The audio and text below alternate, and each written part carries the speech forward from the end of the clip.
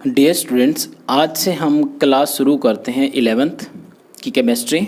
और 11th class की chemistry का ये आपके लिए फ़र्स्ट लेक्चर है, यानी कि हमारी जो स्टार्टिंग है 11th क्लास की केमिस्ट्री उसका ये फ़र्स्ट लेक्चर है, जिसमें हम सबसे पहले यूनिट 4th को स्टडी करेंगे, जिसका नाम है chemical bonding and molecular structure.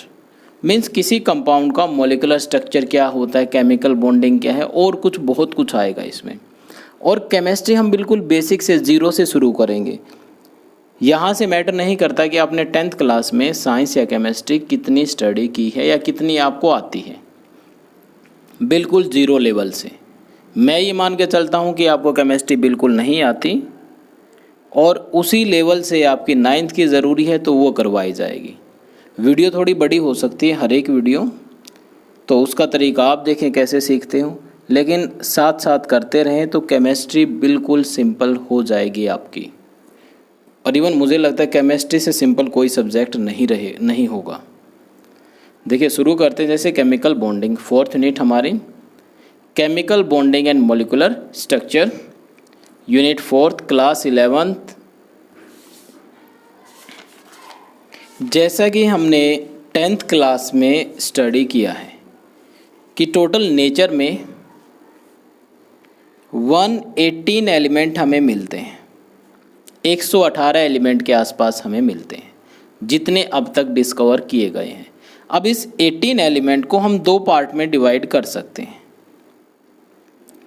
जैसे अकरेंस के बेस पे कितने एलिमेंट हमें नेचर में मिले हैं तो नेचुरल एलिमेंट, और कितने हमने बनाए हैं सिंथेटिक एलिमेंट,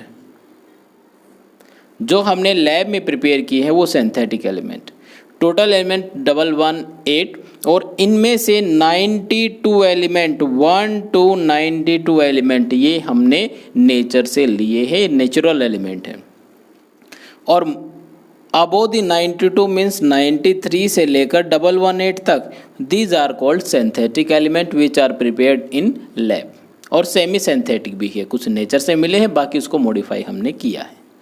अब इनमें एक एलिमेंट आता है जो सिंथेटिक। ये पहला क्वेश्चन आपके लिए है, तो आप ये ढूंढ के देखिए, कमेंट में लिख देना कि फर्स्ट एलिमेंट कौन सा है जो सिंथेटिक एलिमेंट है। 92 में सिर्फ एक एलिमेंट आता वो सिंथेटिक है। अब अगर नेचर समझते हैं, नेचर किसी भी इन एलिमेंट का 118 एलिमेंट है, इनका नेचर अगर देखते हैं तो हम ये पाते हैं कि इन एलिमेंट में भी दो टाइप के एलिमेंट मिलते हैं। कुछ एलिमेंट ऐसे हैं जो हमें एटॉमिक फॉर्म में ही मिलते हैं, एटॉमिक फॉर्म, जैसे हीलियम। एटॉमिक मीन्स अकेले ही है, He। हीलियम के बाद नियोन, नियोन के बाद आर्गन, आर्गन के बाद क्रिप्टॉन, और क्रिप्टॉन के बाद जिनॉन, और जिनॉन के बाद radon, Rn। These are called noble gases. ये इतने स्टेबल है कि किसी के साथ रिएक्ट करते ही नहीं, ये अपनी एटॉमिक फॉर्म में स्टेबल होते हैं। लेकिन बहुत से एलिमेंट ऐसे, अब इनको छोड़ के और जितने भी एलिमेंट में 6 एलिमेंट को निकाल दे तो बचे कितने, 112 एलिमेंट। 112 एलिमेंट ऐसे हैं जो रिएक्ट करते हैं, केमिकली रिएक्ट करते हैं। टॉपिक भी हमारा ये है केमिकल बॉन्डिंग, चैप्टर का नाम भी है केमिकल बॉन्डिंग, और मॉलिक्यूलर स्ट्रक्चर, केमिकल बॉन्ड मतलब उनके बीच में बॉन्डिंग कैसे और बनती कैसे। तो पहला तो यही आता है कि टोटल 118 एलिमेंट है और इनमें से कुछ एलिमेंट इंडिपेंडेंटली एटम की फॉर्म में एग्जिस्ट करते हैं अंडर द ऑर्डिनरी कंडीशन, लेकिन बहुत से एलिमेंट ऐसे हैं जो हमें कंबाइन फॉर्म में मिलते हैं। या तो कंबाइन होंगे अपने ही एटम के साथ, जैसे हाइड्रोजन हाइड्रोजन के साथ कंबाइन होके H2 बनाएगा, या फिर हाइड्रोजन कार्बन के साथ कंबाइन होके CH4 बनाएगा, या हाइड्रोजन ऑक्सीजन के साथ कंबाइन होके वाटर बनाएगा। अब देखिए यहाँ से अगर इतने से डिस्कशन से देखें तो कई क्वेश्चन निकल के आते हैं जो आपके माइंड में आने चाहिए। जैसा कि अब तक का सिर्फ एक ही लाइन हमने स्टडी की है। ध्यान रखिए केमिस्ट्री बिल्कुल सिंपल से सिंपल स्टेप में चलेगी। तो पहला ये आता है कि ये एलिमेंट कंबाइन क्यों नहीं होते जो एटॉमिक फॉर्म में होते, वो अकेले ही क्यों मिलते हैं? हीलियम के पास कुछ नहीं लगा 2 वगैरह, जैसे हाइड्रोजन को 2 में लिख दिया, हीलियम को सिर्फ He लिखा है, नियॉन को Na लिखा, आर्गन को Ar लिखा है, क्रिप्टॉन को Kr लिखा है। तो ये एलिमेंट हमें एटॉमिक फॉर्म में क्यों मिलते हैं, पहला क्वेश्चन। दूसरा ये कि ये एलिमेंट कंबाइन क्यों होते हैं, और तीसरा थर्ड मुझे ऐसा लगता है कि यहाँ पर तो 4 हाइड्रोजन आ गए कार्बन के साथ, ऑक्सीजन के साथ 2 हाइड्रोजन आए, ऐसे ये पार्शियलिटी क्यों है कि हाइड्रोजन कार्बन के साथ तो आएंगे तो 4 आएंगे, ऑक्सीजन के साथ आएंगे तो 2 आएंगे, मीन्स कंबाइन हुए हैं पर ये अलग अलग नंबर कैसे हैं। तो हमारे माइंड में क्या क्या क्वेश्चन आते हैं इससे रिलेटेड। फर्स्ट, जो नोबल गैसेस हमने जो बताई है वो एटॉमिक फॉर्म में क्यों मिलते हैं जबकि दूसरे एलिमेंट मॉलिक्यूल फॉर्म में मिलते हैं। Second, why do element combine, element combine क्यों होते, कंबाइन होने की ज़रूरत ही क्या है, मीन जो एटम है वो एटॉमिक फॉर्म में क्यों नहीं रहते, वो कंबाइन क्यों होते हैं, क्या नीड है इसके पीछे कि क्यों ऐसा करते हैं, वो कॉम्बिनेशन क्यों करते हैं, क्यों मॉलिक्यूल बनाते हैं। अच्छा, और आता है why do the certain atom combine other do not, ये आ चुका है इसमें कि कुछ कंबाइन होते कुछ नहीं होते। Next, what is the nature of force, अगर मान लिया जाए कि एटम कंबाइन हुए, चलो वो इकट्ठा हुए हैं कंबाइन हुए हैं, तो हाइड्रोजन हाइड्रोजन के साथ कंबाइन हुआ है तो दोनों के बीच में कोई ना कोई तो फोर्स ऑफ अट्रैक्शन होना चाहिए जिसकी वजह से दोनों अट्रैक्ट होके इकट्ठे रहें और H2 बना लें। तो वो फोर्स ऑफ अट्रैक्शन कौन सा है, कौन सी बॉन्डिंग उनके बीच में है, क्या वो फिजिकल फोर्स है, क्या वो केमिकल फोर्स है, आगे तो उस फोर्स के बारे में डिस्कस करना ये है। ये सभी क्वेश्चन का आंसर हमें इस 4th यूनिट में मिलेगा और इसी के बारे में आपकी यूनिट है। ये आपका एक मान लीजिए कंक्लूजन हुआ 4th यूनिट के बारे में कि आप उसमें क्या क्या स्टडी करोगे। आगे आते हैं, नेक्स्ट क्वेश्चन बनता 5th, why do atoms have fixed combining capacity, जैसे इधर ऑक्सीजन, ठीक है, हाइड्रोजन ऑक्सीजन, अब कंबाइनिंग कैपेसिटी है कि एक ऑक्सीजन 2 हाइड्रोजन के साथ कंबाइन होता है जबकि एक कार्बन 4 हाइड्रोजन के साथ कंबाइन होता है, ऐसा क्यों, मीन्स कंबाइनिंग कैपेसिटी जो कार्बन की है वो 4 है जबकि ऑक्सीजन की 2 है, ऐसा क्यों। इधर से अगर NH3 की बात करें नाइट्रोजन 3 के साथ कंबाइन होता है, ये कंबाइनिंग कैपेसिटी कैसे बनती है, कैसे वो फिक्स नंबर के साथ कंबाइन होता है, ये भी इसी चैप्टर में आएगा। फिर आते हैं why do the atom have definite shape, जैसा कि चैप्टर का नाम दिया स्टार्टिंग में, नाम क्या नाम है, केमिकल